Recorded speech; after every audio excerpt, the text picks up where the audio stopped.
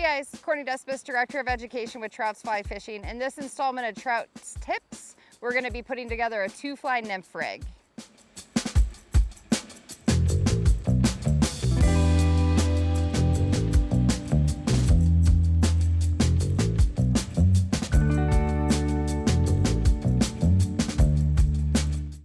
For our 2-fly nymph rig, what I started with was a 9-foot 4X leader in this case. I went to the end and I cut about 15 to 18 inches off, and then I came back and I tied that on with a blood knot. I'll show later, but this is actually going to be our point where our split shot is going to sit so it doesn't slide up and down onto our flies. So now that I have that blood knot in there, below this blood knot, I'm going to sit my first fly. Typically this fly that you're putting on first is what you'll often hear referred to as an attractor fly. Often this is something larger, a little heavier, and because it's sitting closest to your split shot, it's going to typically drift lowest, closest to the bottom of the river. So what I'm going to do here is I'm going to attach this Pat's rubber leg with a clench knot.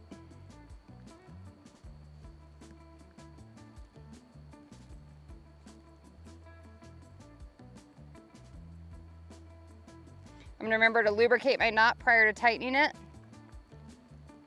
And I now have my Pats connected.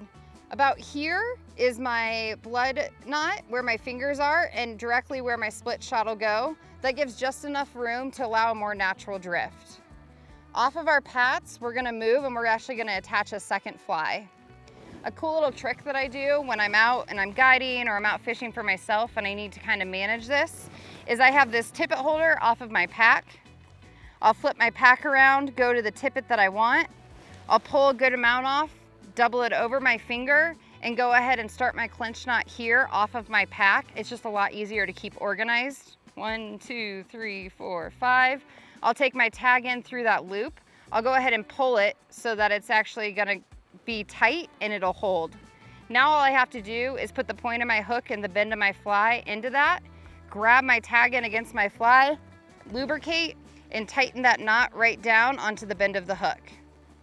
Now what I can do is I can measure the distance that I'm looking for depending on the water. Sometimes that's as little as a foot between, and sometimes in higher water, different rivers, I may be as far as 24 inches in between. I can take my nippers right here in the front. I can cut where I want that distance to be. I always tell people to cut a little more than you think just because you are gonna have to actually account for tying the next clinch knot on to tie that second nymph. I have my nymph right here for convenience sake. I'm gonna go to the tag end of this section. I'm gonna put it through the eye of the hook, come back on itself and do that clinch knot again. I'm gonna wrap about 5 times. Bring my tag in through that loop between the eye of the hook and the beginning of my wraps. I'm gonna hold that tag in against my fly, lubricate the knot, and tighten down. Now that I have my 2 flies on with a good distance, I'm gonna go back and I'm gonna cut off all my tag ends. You do wanna do this just because when these flies go to drift through the river, those tag ends can mess with the drift and create drag that you don't want, that are gonna make your flies appear less natural and may ultimately hinder you successfully catching a fish. Again, when you're first learning how to rig, I highly suggest leaving a little bit more tag than as you get more comfortable.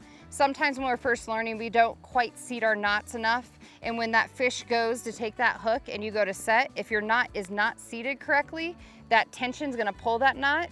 If your tag is cut too short, your knot's gonna come straight undone and you're gonna lose the fish.